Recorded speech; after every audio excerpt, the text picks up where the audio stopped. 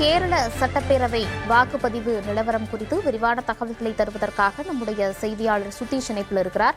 சுதீஷ் வணக்கம். கேரளாவில் சட்டமன்ற தேர்தல் இன்று நடைபெற்றிருக்கிறது. விரிவான தகவல்களை தாருங்கள். கேரள மாநிலத்தில் மொத்தம் 140 சட்டப்பேரவை தொகுதிகள் இருக்கிறது. மொத்தமாக அனைத்து தொகுதிகளுக்கும் ஒரே கட்டமாக இன்று தேர்தல் வாக்குப்பதிவு நடைபெற்றது. மக்கள் அதிகாலை முதலே ஆர்வமாக வாக்குச்சாவடிகளுக்கு வந்து வாக்கு செலுத்தியதை நம்மால் பார்க்க முடிந்தது. இன்று அதிகாலை 6 மணி முதல் தொடர்ச்சியாக அனைத்து வாக்குச்சாவடி மையங்களிலுமே வாக்காளர்கள் நீண்ட வரிசையில் நின்று வாக்குகளை செலுத்தி வருகிறார்கள். 30,495 வாக்குச்சாவடிகள் இந்த மொத்தமுள்ள 140 சட்டமன்ற தொகுதிகளிலும் மையங்கள் அமைக்கப்பட்டு அனைத்து ஏற்பாடுகளும் பாதுகாப்பு ஏற்பாடுகளும் செய்யப்பட்டிருந்தது.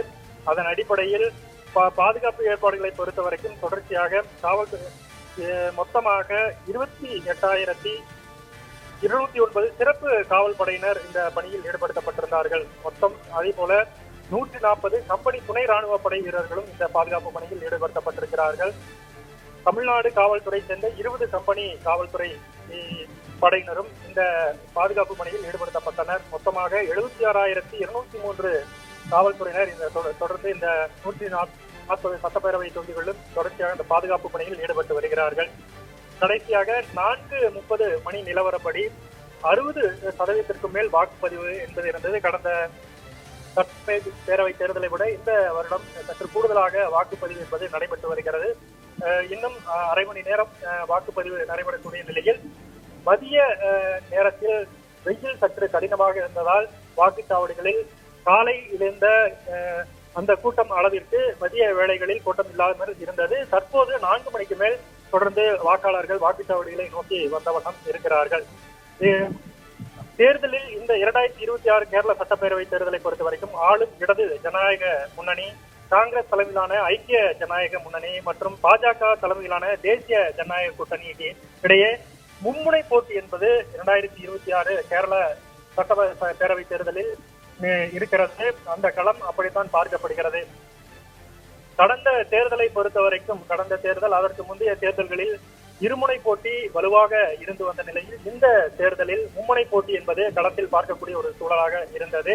கடந்த 5 ஆண்டுகளாக பாஜக ஒவ்வொரு பகுதிகளிலுமே அவருடைய வாக்கு எண்ணிக்கையை அதிகரித்த வண்ணம் இருப்பதாக அரசியல் விமர்சகர்கள் தெரிவித்திருந்தார்கள். அதன் அடிப்படையில் 140 தொகுதிகளில் ஏறக்குறைய 30 தொகுதிகளில் மும்முனை போட்டி வலுவாக இருக்கக்கூடிய ஒரு சூழல் இருப்பதாக கேரளத்தில் உள்ள அரசியல் விமர்சகர்கள் தெரிவிக்கிறார்கள்.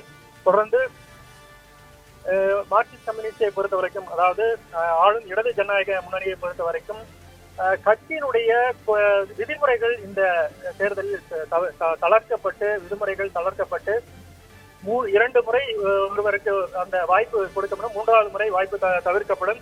ஆனால் இந்த முறை மீண்டும் அந்த முக்கியமான தலைவர்களுக்கு, பினராயி விஜயன் உள்ளிட்ட முக்கியமான தலைவர்களுக்கு 3வது முறையாக அந்த வாய்ப்பு என்பது கொடுக்கப்பட்டு தேர்தலில் போட்டியிடக்கூடிய வாய்ப்பு வழங்கப்பட்டிருக்கிறது. அந்த அளவிற்கு முறை மும்முனை போட்டி நிலவக்கூடிய அந்த சூழலில் தான் இது போன்ற தளர்வுகள் வழங்கப்பட்டு போட்டியில் முக்கியமான பிரமுகர்களுக்கு அந்த வாய்ப்பு என்பது வழங்கப்பட்டு இருக்கிறது. பாஜக, அதாவது இந்த பிரச்சாரத்தை பொறுத்தவரைக்கும் இந்த தேர்தலில் மும்முனை போட்டி என்பதால் பிரச்சாரங்களும் அதனுடைய வியூகங்களுமே சற்று மாறுபட்டு இருந்த கோணத்தில் கேரள தேர்தல் களம் 2026 தேர்தல் களம் இருந்ததை நம்மால் பார்க்க முடிந்தது. பாஜகவை பொறுத்தவரை தலைவர்கள் மோடி உள்ளிட்ட தலைவர்கள் நேரடியாக வந்து அந்த பிரச்சாரத்தில் கலந்து கொண்டதை பார்க்க முடிந்தது. பேரணி உள்ளிட்ட பல்வேறு பிரச்சார நிகழ்வுகளில் தொடர்ச்சியாக அவர்கள் பங்கேற்ற நிகழ்வுகளும் அந்த இதாக தேர்தல் களத்தில் இருந்தது. அதன் அடிப்படையில் தான் 2026 கேரள சட்டமன்ற தேர்தலில் பினராயி விஜயன், ரமேஷ் சென்னிதலா, வி.டி. சதீசன், ராஜீவ் சந்திரசேகர் போன்ற முக்கிய அரசியல் தலைவர்களுடன் அகில் மாரர், ராபின் ராதாகிருஷ்ணன் போன்ற டிவி பிரபலங்களும் கூட போட்டியிட்டிருக்கிறார்கள்.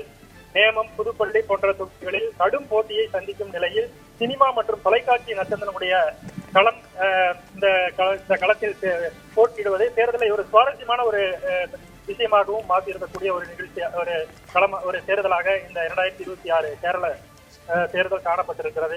நட்சத்திர வேட்பாளர்கள் மற்றும் அரசியல் தலைவர்கள் உள்ளிட்டவர்கள், முக்கியமான தலைவர்கள் களம் காணக்கூடிய ஒரு சுவாரஸ்யம் மிகுந்த ஒரு தேர்தலாகவும் இதுக்கு பார்க்கப்பட்டிருந்தது. தேர்தல் முக்கிய அம்சங்களாக பார்க்கக்கூடிய ஒரு நிகழ்வாக இருந்தது இந்த தேர்தல். 2026 தேர்தலில் பினராயி விஜயன் தலைமையிலான LDF ஹாட்ரிக் வெற்றியை நோக்கி அந்த ஒரு பயணத்தை முன்னெடுக்கக்கூடிய ஒரு களமாக அவர்கள் பார்த்திருந்தார்கள். 2 முறை 10 ஆண்டுகளாக தொடர்ச்சியாக அவர்கள் களத்தில் ஆட்சியை தக்க வைத்திருக்கிறார்கள். 3வது முறையாக ஹாட்ரிக் வெற்றியை நோக்கிய ஒரு பயணமாக அவர்களுக்கு இருக்கிறது.